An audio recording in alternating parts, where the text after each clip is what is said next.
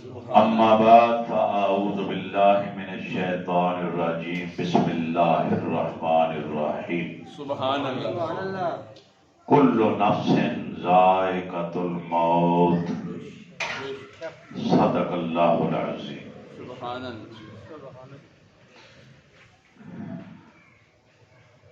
ہر ذی روح نے موت کا ذائقہ چکھنا. دنیا کے تمام مذاہب میں مسالک میں بے شمار اختلافات ہیں. موت ایک ایسا عنوان ہے جس پر کسی کا کوئی اختلاف نہیں. یہودی ہوں، مجوسی ہوں، عیسائی ہوں، سکھ ہوں، ہندو ہوں، مسلمان ہوں، سبھی کا اتفاق ہے کہ موت برحق ہے. جو دنیا میں آیا ہے اسے ایک نہ ایک دن جانا پڑے گا. امیر المومنین حضرت ابوبکر صدیق رضی اللہ تعالی عنہ ماہ جمادی الثانی کی 22 تاریخ کو بے جہان فانی سے رخصت ہوئے. آج 20 ہے، پرسوں اتوار کو آپ کا یوم وصال ہے. اسی سلسلہ میں ہر محراب و منبر پر آپ کی عظمت، آپ کی شان، آپ کے فضائل، آپ کے مناقب اور آپ کی سیرت کے پہلو اور آپ کی زندگی کے آخری لمحات اور آپ کے وصال کے تذکرے ہو رہے ہیں اور ہوتے رہیں. حاضرین محترم،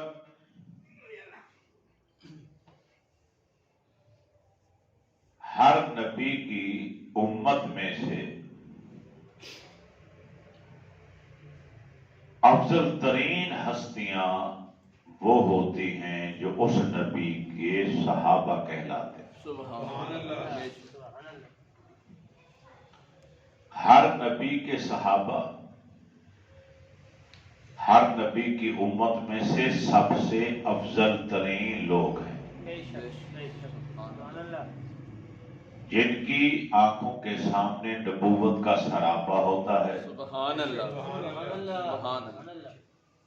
نبوت والی نگاہوں سے دن رات جن کی تربیت کی جاتی ہے. سبحان اللہ. سبحان اللہ.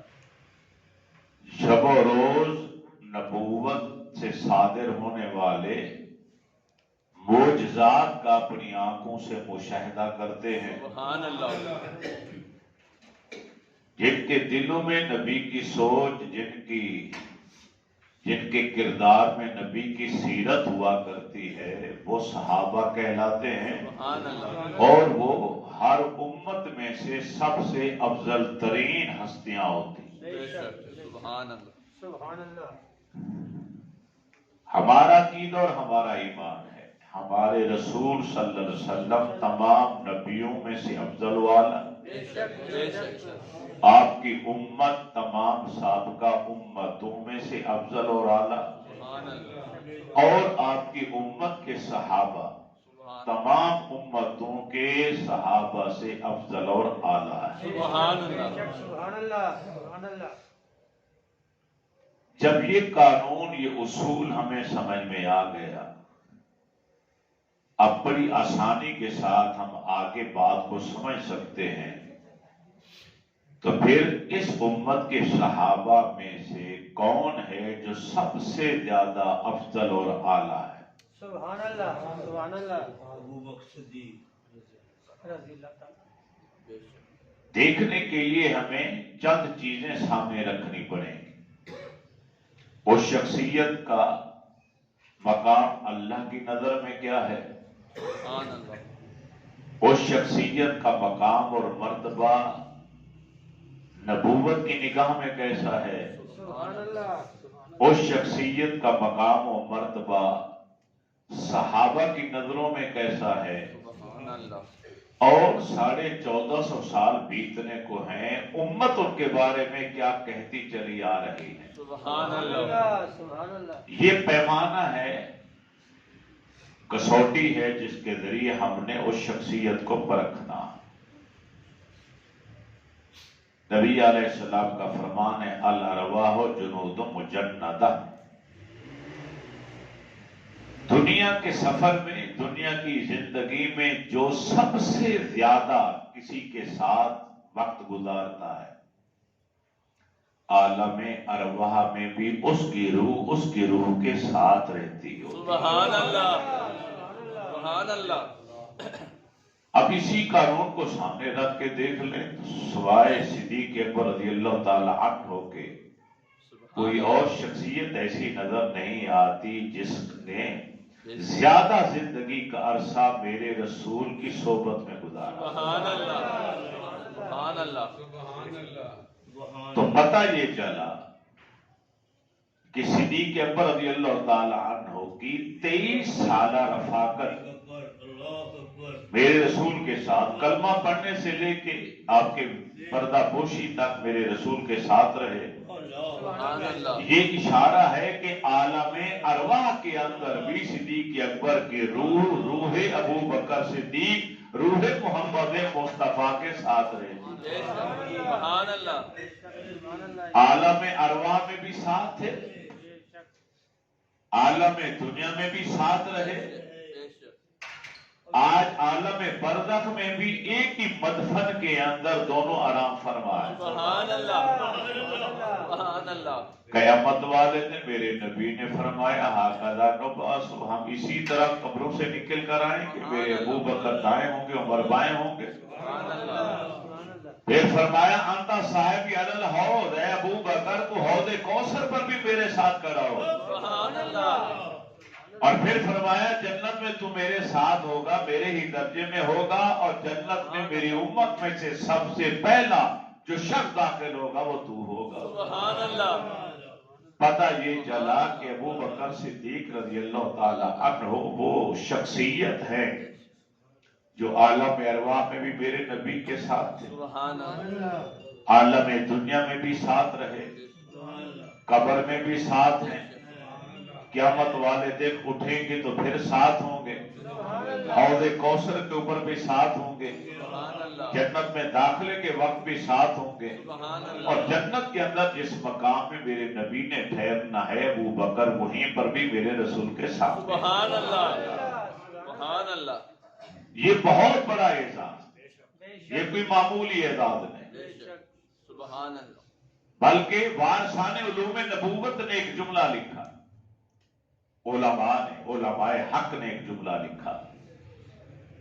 وہ کہتے ہیں کہ صدیق اکبر رضی اللہ تعالی عنہ کہ اپنی زندگی میں اپنے لیے اپنا کچھ بھی باقی نہیں رہا تھا. سبحان اللہ. جو کچھ بھی تھا، آپ کا رنگ، آپ کا روپ، آپ کے کمالات، آپ کے فضائل، مناقب، آپ کی شان، جو کچھ بھی دکھائی دیتا تھا وہ برتر رسالت تھا، مظہر نبوت تھا. صدیق اکبر رضی اللہ تعالیٰ عنہ وہ آئینہ تھے جس کے اندر ہمیں تصویر مصطفیٰ نظر آتی. سبحان اللہ. رسول اللہ کی سیرت کو کسی نے دیکھنا ہو تو ابو بکر کی سیرت کے اندر سبحان دیکھنا، اللہ. وہی رنگ، وہی روپ. کیونکہ یہ قانون ہے کہ جب محبت کمال کے درجے کو پہنچتی ہے تو پھر طبیعت میں ڈھل جاتی ہے، رنگ میں ڈھل جاتا ہے، اداؤں میں ڈھل جاتی ہے. سبحان اللہ. صدیق اکبر کا اٹھنا بیٹھنا، کھانا پینا، چلنا پھرنا، اوڑھنا بچھونا، خوشی غمی، سب کچھ اسی طرح دکھائی دیتا تھا جس طرح اللہ کے محبوب. سبحان اللہ. اللہ یا رسول اللہ، یا رسول اللہ. اللہ اکبر. اور دو مثالیں پیش کر. ابو بکر پہلی وحی نازل ہوئی نبی علیہ السلام کی ذات. آپ گھر آئے، تمام مسلمانوں کی پیاری اماں جان سیدہ خدیجہ الکبریٰ رضی اللہ تعالی عنہا نے جب یہ ساری کیفیت سنی، کمبل اڑھایا، وہاں پر چند جملے ارشاد فرمائے. میرے ماں باپ آپ پر قربان جائیں، آپ کا رب آپ کو مایوس نہیں کرے گا، آپ گھبرائیں نہیں، پریشان نہ ہو. آپ صلہ رحمی کرتے ہیں، ناداروں کی مدد کرتے ہیں، مصیبت زدہ کے کام آتے ہیں، آپ مہمان نواز ہیں، صلہ رحمی کرنے والے ہیں۔ یہ چند اوصاف خدیجۃ الکبریٰ نے وہ بیان فرمائے جو انہیں اپنے نبی کی زندگی میں نظر آئے۔ صدیق اکبر رضی اللہ تعالیٰ عنہ مکے والوں کی سختیوں سے گھبرائے، اکیلے تنہا فیصلہ کیا کہ میں مکہ چھوڑ کے کہیں چلا جاؤں۔ ہجرت سے پہلے مکہ چھوڑا اور روانہ ہو گئے۔ راستے میں مشرکین کا ایک سردار ابن دغنہ ملا۔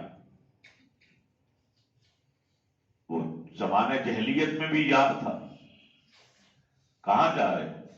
پر میں مکہ چھوڑ کے جا رہا۔ وہ آگے سینہ تان کے کھڑا ہو گیا، میں تو آپ کو نہیں جانے دوں گا۔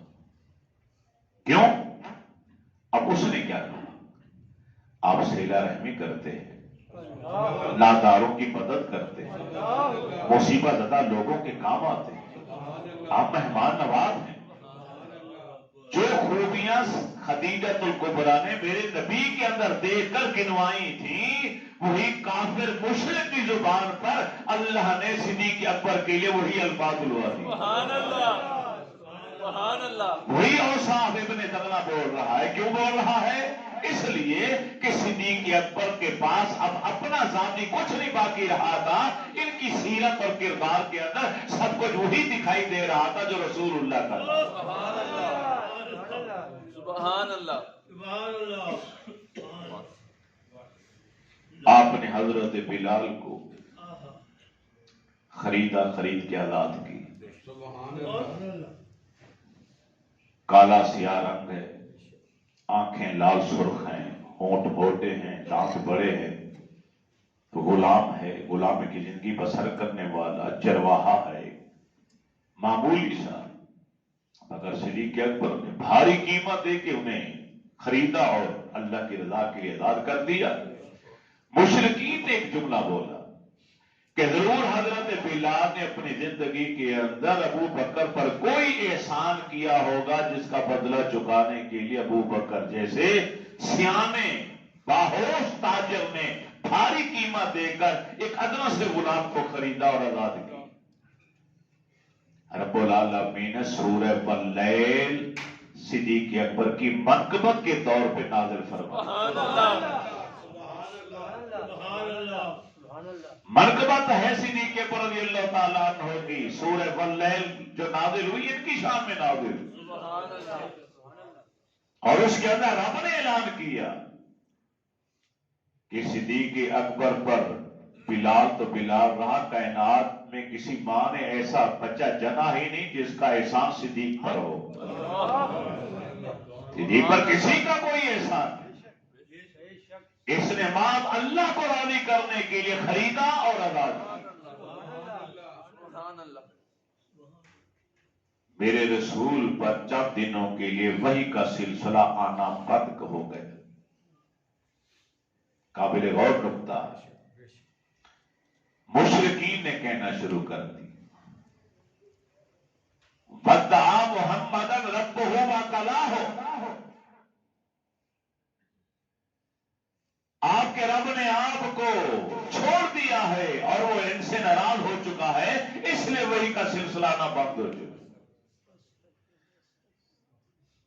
رب العالمین نے محبوب کی نعت میں سورہ والضحیٰ نازل کر کے کفار مشرکین کے تان کو دور کر دی۔ والضحیٰ واللیل اذا سجا ما ودعک ربک وما قلی، آپ کے چہرے اور آپ کے زلف عنبری کی قسم، آپ کے رب نے نہ آپ کو چھوڑا ہے نہ وہ آپ سے ناراض ہوا ہے۔ سبحان اللہ، سبحان اللہ۔ سورہ واللیل، سورہ والضحیٰ متصل ہے، یہ حافظ لوگ جانتے ہیں، آپ قرآن کھول کر دیکھ لیں ساتھ ساتھ۔ صدیق اکبر کی منقبت میں رسول کی نعت ساتھ ساتھ، سبحان اللہ۔ درمیان میں کوئی فاصلہ نہیں، کوئی اور صورت نہیں جو اشارہ کرتا ہے کہ صدیق کو نبی ساتھ ہے۔ سبحان اللہ۔ یہ ایک لطیف سا اشارہ۔ تو جو الفاظ سورہ واللیل کے اندر صدیق اکبر کے لیے آئے، اسی طرح کے الفاظ رب نے اپنے محبوب کے لیے۔ اگر کفار نے میرے نبی کی ذات پر تان کیا تو رب نے اس کی تردید فرمائی، اگر میرے رسول کے یار پر کسی نے تان کیا تو رب نے اس کی تردید فرمائی۔ ادھر سورہ والضحیٰ نازل فرمائی، ادھر سورۃ واللیل نازل فرمائی۔ اور بڑے لطف کی بات یہ ہے کہ ایک اور جملہ انہی صورتوں میں آیا، صدیق اکبر کے لیے آیا وَلَا سَوْفَ يَرْضَىٰ، اور ادھر آیا وَلَا سَوْفَ يُعْطِيكَ رَبُّكَ فَتَرْضَىٰ۔ ان قریب ابو بکر کو رب راضی کرے گا، وہ ابو بکر راضی ہو جائے گا۔ اور والضحیٰ کے اندر آیا کہ آپ کا رب آپ کو اتنا عطا کرے گا کہ آپ راضی ہو جائیں گے۔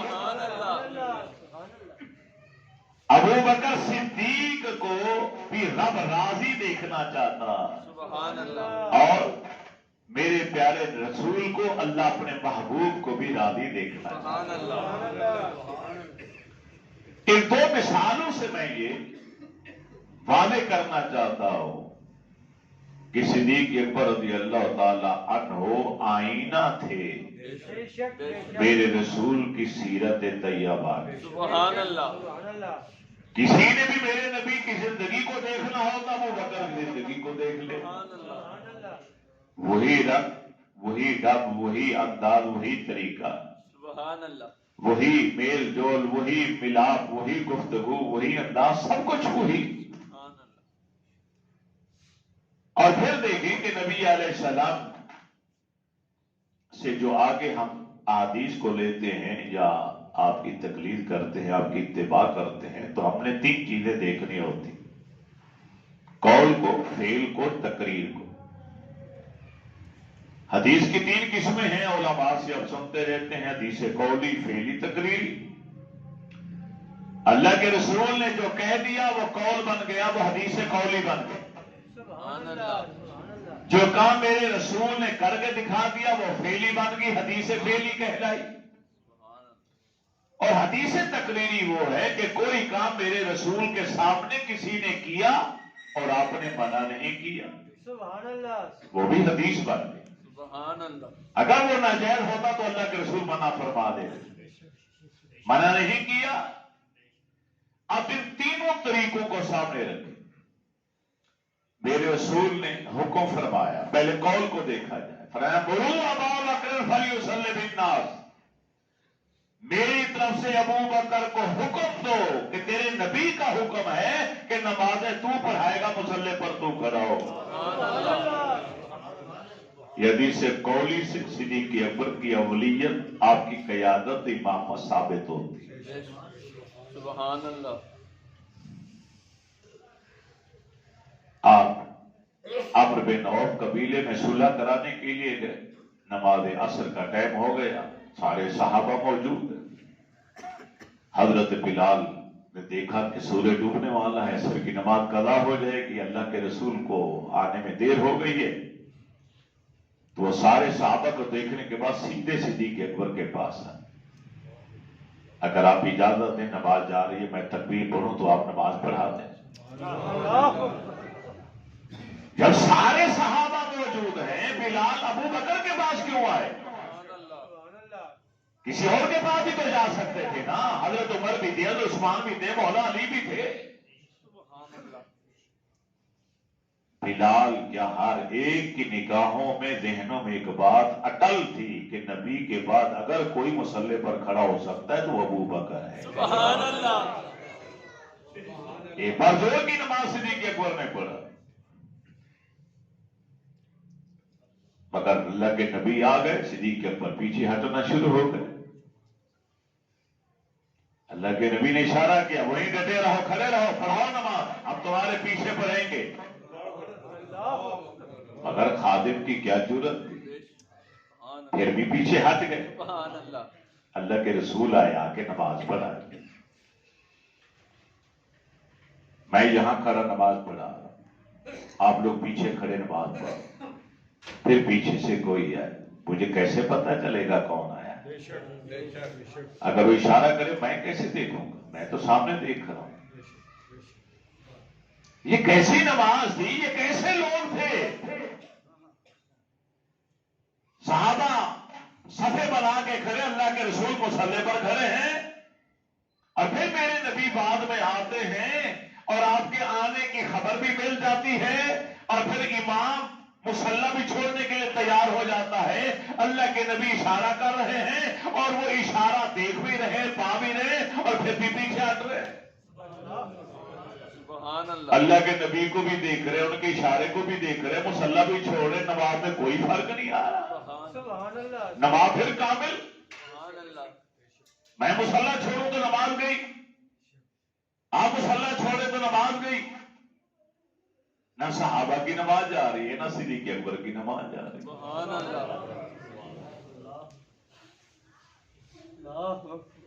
پتہ یہ چلا کہ صحابہ نماز رب کی پڑھتے تھے، مگر نماز کے اندر زیارت میرے رسول کی کیا.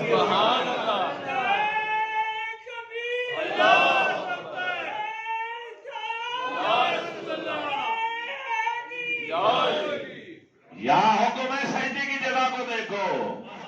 خانہ کعبہ کے پاس جب پہنچ جاؤ، وہاں جب نماز پڑھو، پھر سجدے کی جگہ کو نہیں دیکھنا، کعبے کو دیکھنا. صحابہ کا عقیدہ تھا یہ تو کعبے کے بھی کعبہ، ان کی نظریں میرے رسول کے اوپر ہوا کرتی.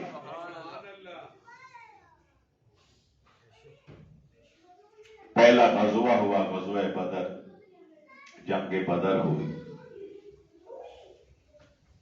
میرے رسول نے دعا مانگی، یا اللہ میرے مٹھی پر مسلمان میرے ساتھ ہیں، ان کی مدد کے لیے فرشتے بھیج.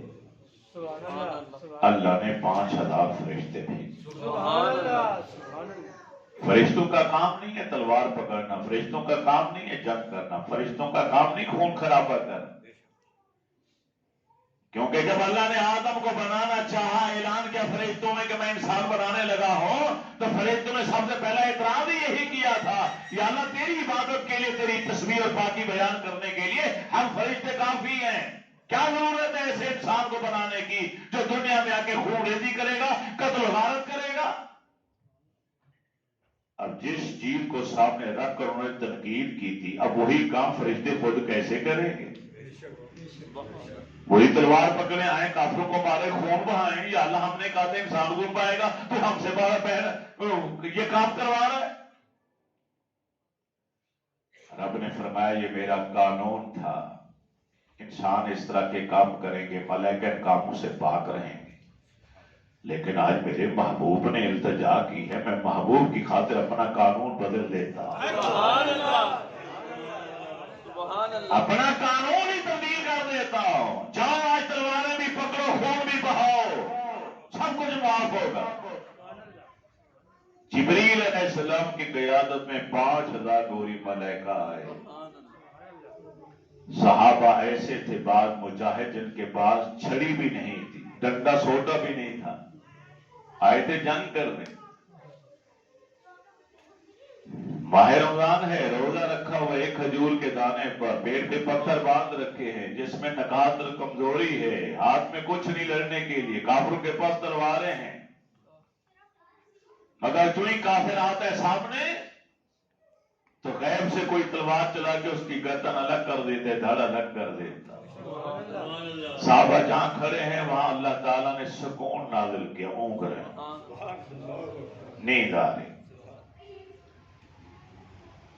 حالت بیداری اور حالت نیند کی درمیانی کیفیت داری ہوگی، سکون ملا ہو.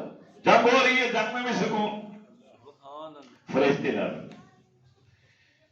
جب 70 کافر مارے گئے، 70 گرفتار ہو گئے، باقی بھاگ گئے، فتح ہو گئی. نماز کا وقت ہوا،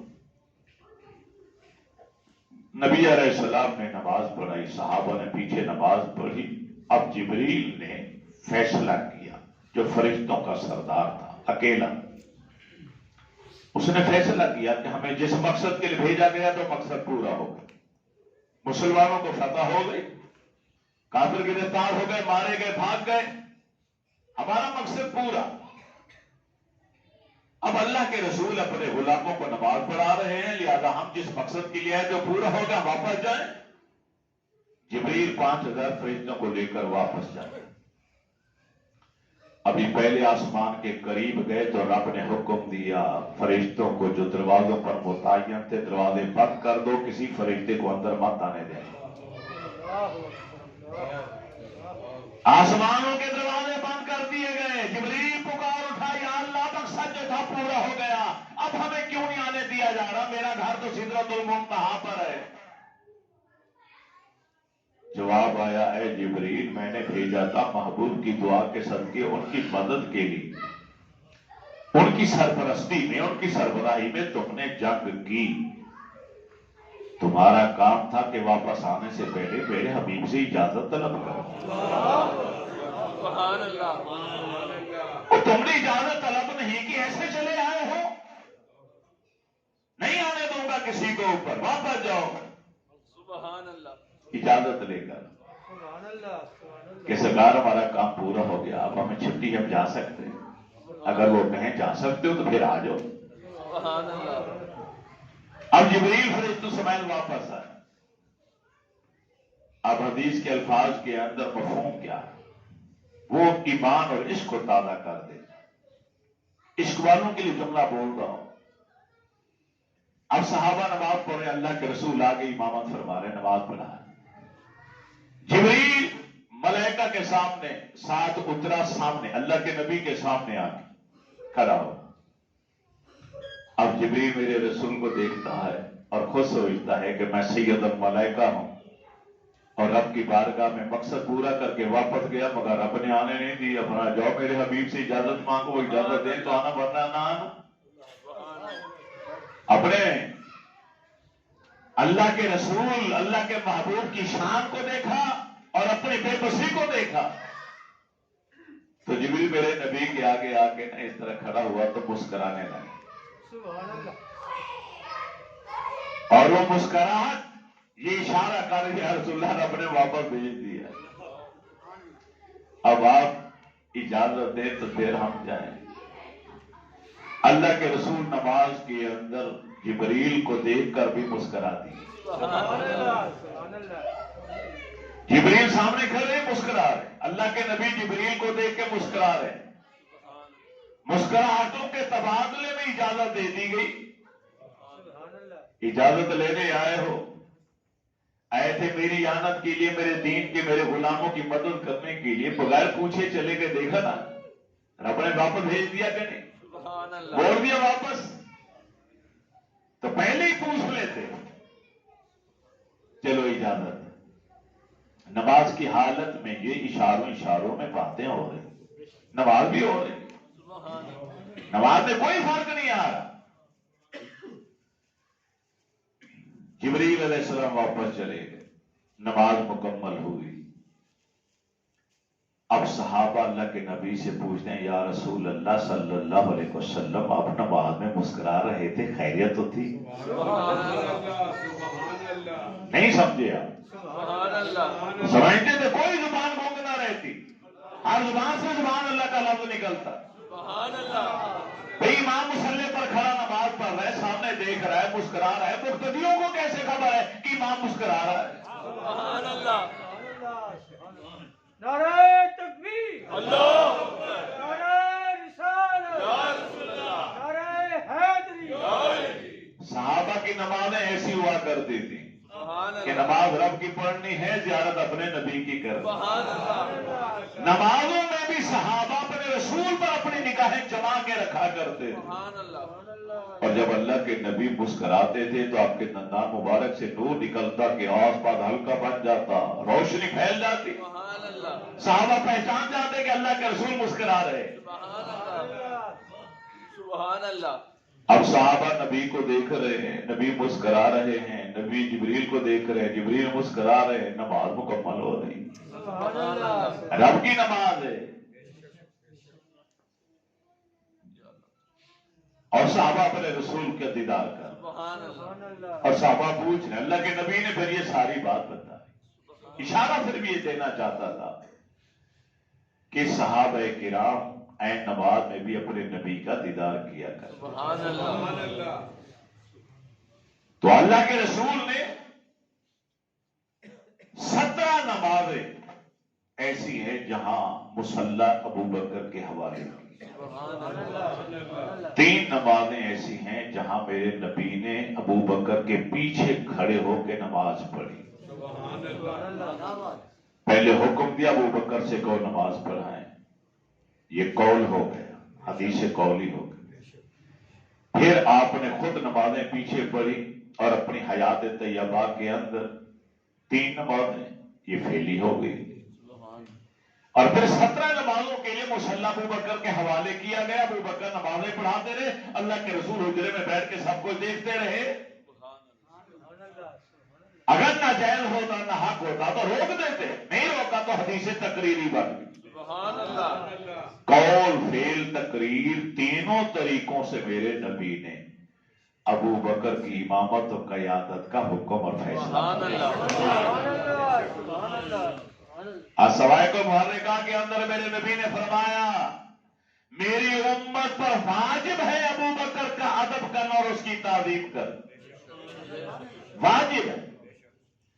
एक और हदीस में आपने फरमाया मेरी पूरी मुसलमान उम्मत के ईमान को अगर तराजू में रख के तोला जाए, एक पलड़े में रखा जाए, दूसरे पलड़े में सिर्फ अबू बकर का ईमान रखा जाए, तो अबू बकर के ईमान वाला पलड़ा भारी होगा। एक और मौके पर आपने फरमाया साबिकून अल-अव्वलून, जो इतने नबी गुजरे हैं उनकी उम्मतों में से भी कोई सहाबी ऐसा नहीं गुजरा, ऐ मेरे सहाबा तुम में से भी कोई ऐसा नहीं है जो मेरे अबू बकर की बराबरी कर पाए। सुभान अल्लाह। अल्लाह के रसूल तशरीफ फरमाए, सहाबा बैठे हैं, सिद्दीक अकबर आ रहे थे, हजरत अबू दरदा रज़ी अल्लाह तआला अन्हु साहबे रसूल भी साथ साथ चल रहे थे, लेकिन हजरत अबू दरदा सिद्दीक अकबर के आगे आगे चल रहे थे, अबू बकर पीछे चल रहे थे। मेरे नबी ने मंजर देखा तो बुलंद आवाज हुई, अरे अबू दरदा पीछे होके चलो, जानते नहीं किसके आगे चल रहे हो, ये मेरा यारेगार अबू बकर है, ये तुम में से सबसे अफजल है, इसके बराबर भी नहीं चलना, इसके आगे भी नहीं चलना, इसके पीछे होके चलना। हजरत अब्दुल्लाह इब्न उमर रज़ियल्लाहु ताला अन्हु फरमाते हैं हम नबी अलैहिस्सलाम की हयात तैयबा में और आपकी पर्दा पोशी के बाद तमाम सहाबा का इत्तेफाक था कि हम में से सबसे ज्यादा आलिम, सबसे ज्यादा अफसर और आला अगर कोई है तो वो अबू कुहाफा का बेटा अबू बकर सिद्दीक है। मौला अलीउल मुर्तजा शेर खुदा रज़ियल्लाहु ताला अन्हु से उनके बेटे मोहम्मद बिन हनफिया ने सवाल किया, ये बेटे हैं मौला अलीउल मुर्तजा, हसनैन करीमैन के वीर हैं, भाई हैं।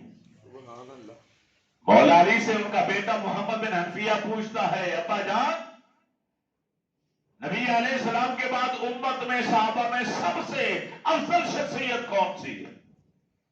तो मौला अली फौरन बोले अबू बकर। सुभान अल्लाह। ये मेरा कौल नहीं, तुम्हारे मुर्शिद का कौल है। मौला अली फरमाते हैं कि अबू बकर है। सुभान अल्लाह। सुभान अल्लाह। सुभान अल्लाह। वही अबू बकर जो मुहिब है मेरे महबूब के। सुभान अल्लाह। सुभान अल्लाह। मैंने पहले इशारतन एक बात कर दी शुरू में तमहीद के तौर पर कि सिद्दीक अकबर रज़ियल्लाहु ताला अन्हु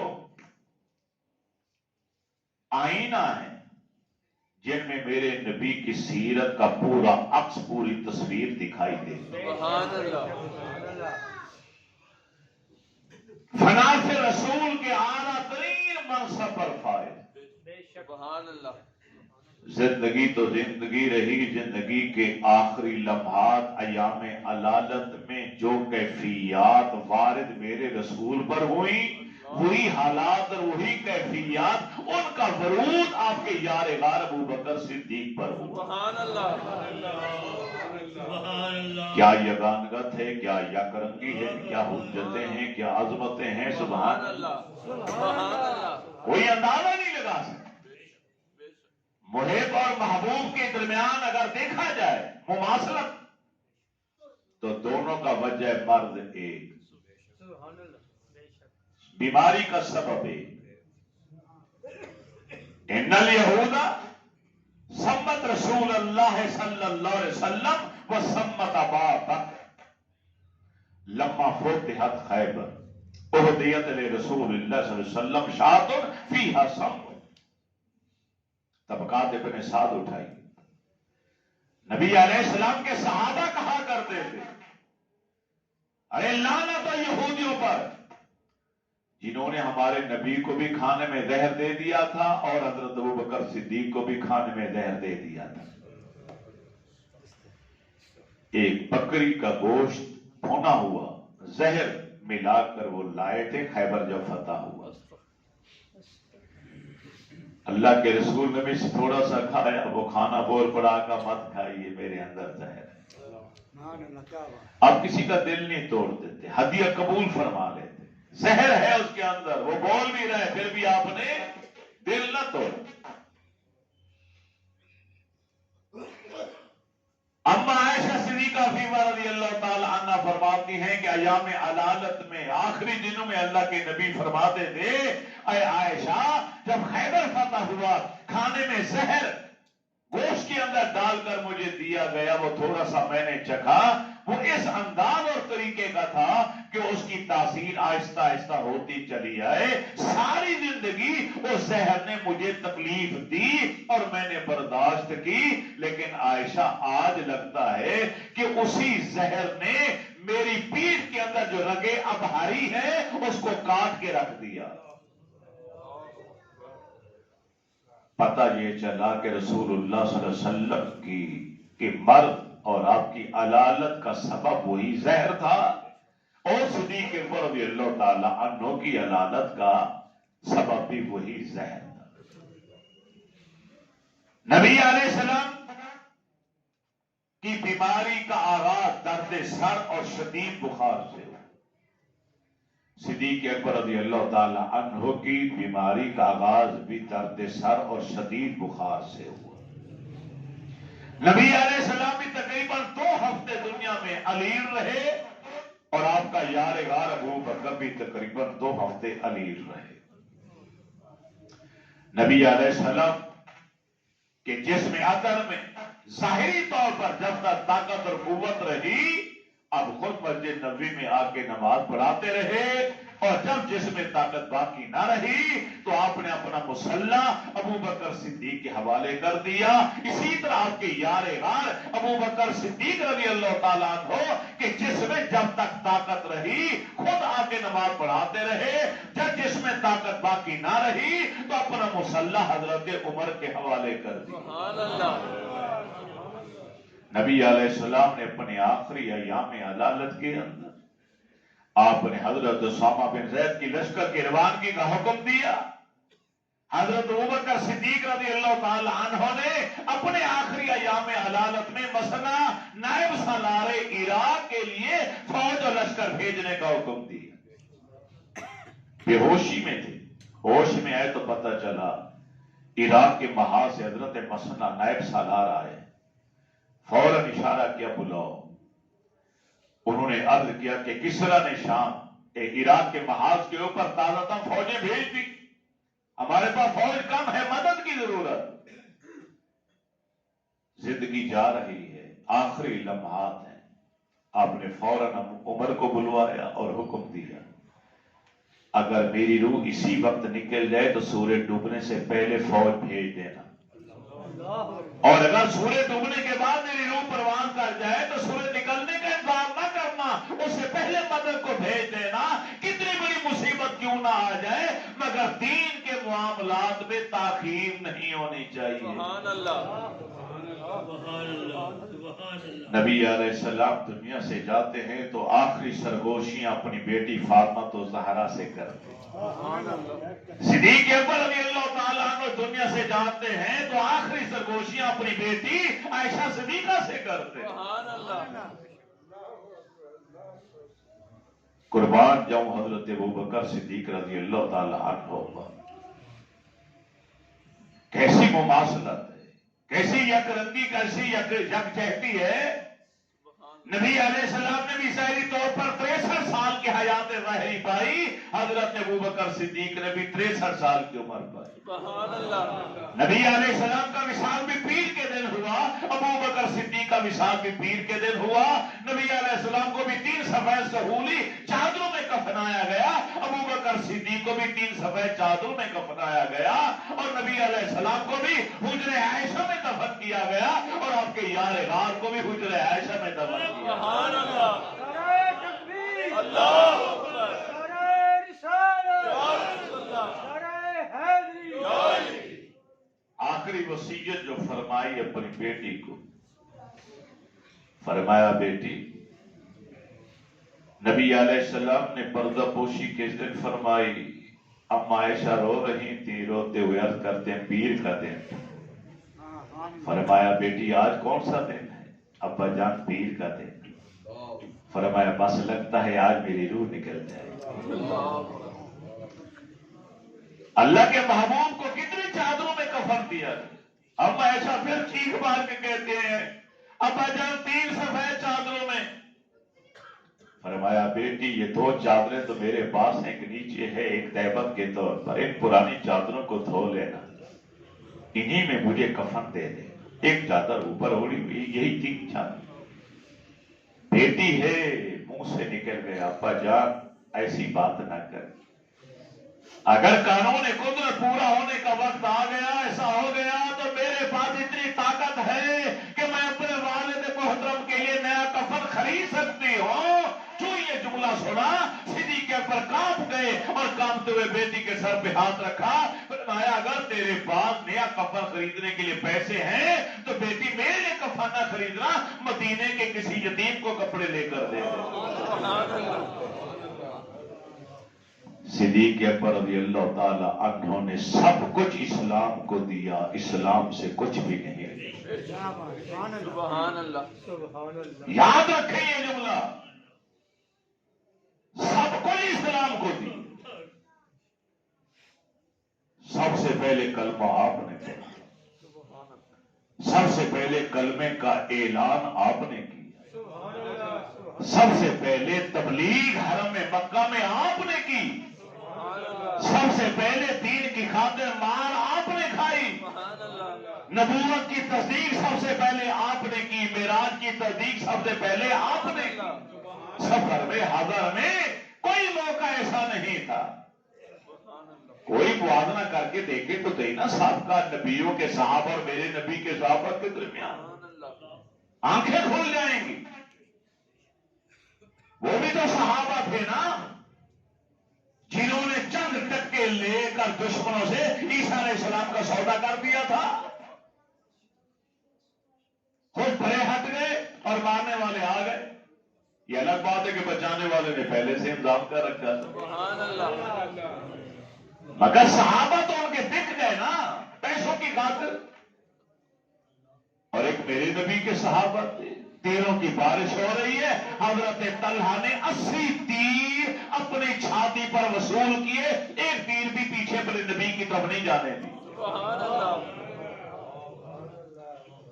لو ایسے عاشق کہیں سے صدیق اکبر بار بار سانپ ڈستا رہا، پھر بھی حرکت نہیں کی کہ میرے نبی کا سر میری گود میں ہے، میرے رسول آرام فرما رہے ہیں، اگر درد کی وجہ سے میں ہلا کہ میرے نبی کے آرام میں خلل نہ آ جائے. سبحان اللہ. نہ خاصم کے لذت خابر تو قطع کنم، میں نہیں چاہتا تھا میرے محبوب کے خواب کی لذت میں کوئی فرق آ جائے. سبحان اللہ. زندگی اور موت سامنے نظر آ رہی تھی. بستر نبوت پر ہجرت کی رات سونا کوئی آسان کام تھا؟ 100 तलवारें जहर में बुझी सामने नजर आ रही। नबी के बिस्तर पर लेटा हुआ देखकर अकल कहती थी किसी भी वक्त काफिर छलांग मार के अंदर आके नबी समझकर अली को शहीद कर डालेंगे, मगर मौला अली के क्या कहने। सारी रात बिस्तर पर सोए रहे, चादर तान कर कि जान जाती है तो चली जाए, मगर मेरे महबूब का हुक्म है, उस हुक्म की मैं इज्जत पर आज नहीं आने दूं। करके देखो मुआवजा, अल्लाह ने अपने महबूब को यार कैसे अता की है, सुभान अल्लाह, गुलाम कैसे अता फरमाए। सुभान अल्लाह। आखिरी आपने ख्वाहिश का इजहार किया। तफसीर कबीर के अंदर ये रिवायत मौजूद है, जिसे मौलाना अशरफ अली खान थानवी ने जमालुल औलिया किताब के अंदर सिद्दीक़ अकबर की बात अज वफात करामत के उन्वान से नकल की। देवबंद मसलक के बड़े आलिम, उनकी किताब है जमालुल औलिया, मेरी लाइब्रेरी में मौजूद है, किसी ने देख लो मैं दिखा सकता, वरना हवाला तफसीर कबीर का ये याद रखिए कि सिद्दीक़ अकबर रज़ियल्लाहु ताला अन्हु ने अर्ज किया कि जब मेरी रूह परवाज कर जाए तो जनाजे के बाद मेरे मैयत को मेरे नबी के रोज़े कब्र अतर के सामने ले आना और मेरी तरफ से इल्तिजा करना कि आका आपका गुलाम चाहता था कि इसको आपके कदमों में, आपके पहलू में दफनाया जाए। सुभान अल्लाह। साथ ही कहते हैं, खुद कहते हैं, अगर दरवाजा खुद ब खुद खुल जाए, मेरे रसूल खुद आवाज दे कि हाँ मेरे यार को ले आओ, तो फिर मुझे भी मेरे नबी के पहलू में दफना देना। अगर दरवाजा ना खुले या मेरे रसूल इजाजत ना दे, तुम्हारे कानों तक आवाज ना पहुंचे, तो जहां तुम्हारा जी चाहे अबू बकर को दफना दे। आखिरी जुमला ये था कि मैंने ज़माने खिलाफत 2 साल 3 माह 11 दिन में जो सरकारी वजीफा इस्तेमाल किया वो तकरीबन कितना बनता, पता चला 6000 दिरहम बनता। 6000 दिरहम। फरमाया फलां जगह पर मेरी जमीन का टुकड़ा पड़ा है, उसे फौरन बेचकर ये 6000 दिरहम बैतुल माल में जमा कराया। मैं खलीफा बना, मुझे गुलाम दिया गया सरकारी मेहमानों की खातिर तवाज़ो के लिए। एक कंबल मैंने लिया था बैतुल माल से जो आज भी मौजूद है, बुसीदा पुराना, 5 दिरहम से ज्यादा उसकी कीमत नहीं। एक ऊंटनी मुझे दी गई थी दूर से पानी भर के लाने के लिए और मेहमानों की ऊंटनी का दूध पिलाने के लिए और पानी पिलाने के लिए इस्तेमाल होती थी। जब मेरी रूह परवाज कर जाए, मेरा ये कंबल, ये गुलाम, ये ऊंटनी उमर के हवाले कर देना, बैतुल माल में जमा करवा देना। जब ये चीजें वापस हुई, हत्ता जोइलत दमूहु तसील फिल अर्द, अमीरुल मोमिनीन हजरत अबू बकर सिद्दीक इस कदर रोए कि जमीन तर हो गई आंसू के साथ। तसील फिल अर्द, जमीन तर हो गई। और बार बार जुमला निकलता था, अल्लाह रहम फरमाए अबू बकर तेरी जात के ऊपर, अरे तूने अपने बाद में आने वालों को मशक्कत में डाल दिया, अरे बैतुल माल का वजीफा वापस कर दिया, एक कंबल लिया था वो वापस कर दिया, ऊँटनी थी वो वापस कर दी, एक गुलाम था वो वापस कर दिया। अबू बकर बताना ये चाहते थे, अरे मैं वो हूं जिसने सब कुछ इस्लाम को दिया है और इस्लाम से कुछ भी नहीं लिया। मैं सब कुछ देने वाला हूं, लेने वाला कुछ नहीं। जो ऊंटनी अपने पास नहीं रखते, जो एक गुलाम अपने पास नहीं रखते, जो एक चादर भी अपने पास नहीं रखते, जो बैतुल माल का वजीफा अपने पास नहीं रखते, वो खातून जन्नत का बाग कैसे अपने कब्जे में रख सकते? तुम्हें शर्म नहीं आती सिद्दीक़ अकबर को गासिब कहते हुए, लिखते हुए, जिसने सब कुछ इस्लाम को दिया? परवाने को चराग, बुलबुल को फूल, बस सिद्दीक़ के लिए یہ ہے خدا کا رسول. بس یہ خالی شعر نہیں ہے, یہ وہ عنوان ہے جس کے ارد گرد ابو بکر صدیق کی پوری زندگی بسر ہوئی. پہلو مصطفیٰ میں بنا آپ کا مزار, پہلو مصطفیٰ بنا آپ کا مزار, پہنچی وہیں پہ خاک جہاں کا خبیر تھا. غسل دیا آپ کو آپ کی زوجہ حضرت اسماء بنت امیس, پانی ڈالا آپ کے بیٹے حضرت عبد الرحمن نے, جنازہ پڑھایا حضرت عمر بن خطاب نے, اور لحد مبارک کے اندر اتارنے والے کون تھے؟ حضرت عمر رضی اللہ تعالیٰ عنہ, حضرت عثمان رضی اللہ تعالیٰ عنہ, حضرت طلحہ رضی اللہ تعالیٰ عنہ, اور حضرت عبدالرحمن بن عوف رضی اللہ تعالیٰ عنہ. نبی علیہ السلام کے کندھے مبارک کے برابر صدیق اکبر کا سر مبارک ہے. سبحان اللہ. اما صدیقہ کے حجر مبارک کے اندر آپ کی لحد تیار کی. آج کل تو لاہور والے لحد بناتے نہیں, نبی علیہ السلام کے زمانے میں لحد بنتی, ہمارے علاقوں میں بھی لحد بنتی. لحد کہتے ہیں کہ پوری ایک گڑھا قبر کا تیار کیا جاتا ہے, جب سخت زمین آ جاتی ہے وہاں پر ایک الماری بنائی جاتی ہے قبلہ اور قبلے کی طرف, کھانا بنایا جاتا, مٹی نکال کے تو میت کو قبر میں اتار کے سیدھا نہیں رکھا جاتا, اس الماری کے اندر رکھا جاتا ہے, اور پھر اس کے آگے مٹکے یا اس کے آگے اینٹیں کچی رکھی جاتی ہیں, اس کو پھر ڈھانپا جاتا ہے. جب اس کے آگے وہ رکاوٹیں رکھ دی جاتی ہیں, اس گڑھے کے اندر پھر ڈھیروں من مٹی کے ڈال کے اس کو پورا کیا جاتا, بھر دیا جاتا. یہ لحد ہے, یہ چلا آتا تھا اس دور کا طریقہ جو لاہور والوں نے چھوڑ دیا. اس کو ریتلے علاقے میں تو مجبوری ہے کہ وہاں زمین ٹھہرتی نہیں, ریت ہوتی ہے, وہاں ان کے لیے ہے کہ گڑھا کھودو دفنا دو. لیکن لاہوریوں کو تو چاہیے وہ سنت رسول پہ عمل کریں, سنت صحابہ پہ عمل کریں. دادا 20,000 روپیہ قبر کھودنے والے کو دیتے ہیں, اسے یوں کیوں نہیں کہتے کہ بھائی لحد بھی تیار کر, لاہ تیار کی جائے, اس کے اندر رکھا جائے. حضرت انس رضی اللہ تعالی عنہ فرماتے ہیں کہ میں نے اپنی آنکھوں سے دیکھا, اپنے کانوں سے سنا, جنازہ پڑھا کر جو ہی نبی علیہ السلام کے روضہ پاک کے سامنے آ کے جنازہ رکھا گیا تو صحابہ نے بیک زباں ہو کے عرض کیا, ہمارے ماں باپ قربان جائیں, الصلاۃ والسلام علیک یا رسول اللہ وعلی آلک اصحابک یا حبیب اللہ. یا رسول اللہ, آپ کا یار غار غلام ابو بکر حاضر ہے, اس کی خواہش تھی کہ آپ کے گھر میں, آپ کے حجرے میں, آپ کے پہلو میں دفنایا جائے. آپ اجازت عطا فرماتے ہیں کہ انہیں دفنا دیا جائے. حضرت انس فرماتے میں نے اپنی آنکھوں سے منظر دیکھا, کوئی دروازہ کھولنے کے لیے نزدیک نہیں گیا, دروازہ خود بخود کھل گیا. دروازہ روضہ رسول کا خود بخود کھل گیا, اور قبر اطہر سے آواز آئی, ادخل الحبیب الی الحبیب, ادخل الحبیب الی الحبیب. ارے ایک یار کو دوسرے یار کے پاس جلدی لے آؤ. آخری جملہ بول کے اجازت چاہتا ہوں, تم فیصلے کرتے تھے, مر جاؤ گے فیصلے کرتے کرتے, فیصلہ نہیں کر پاؤ گے. میں ممبر رسول پر بیٹھ کر اعلان کرتا ہوں, صدیق اکبر پہلے ہی دن صرف جنت نہیں جنت کے مالک کے پاس چلے گئے.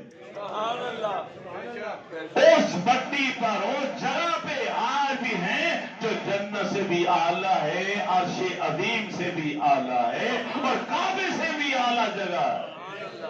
تو فیصلے کرتے پھرو, تمہاری زبانوں کا کیا کہنا, تمہارے قول کی کون تصدیق کرے گا. عملی طور پہ دیکھنا چاہو تو جاؤ مدینے دیکھ لو, ابو بکر کہاں ہے,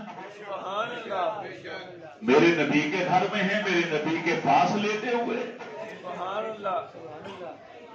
میں موازنہ کرنے کے لیے جملہ نہیں بول رہا, حقیقت بیان کر رہا ہوں,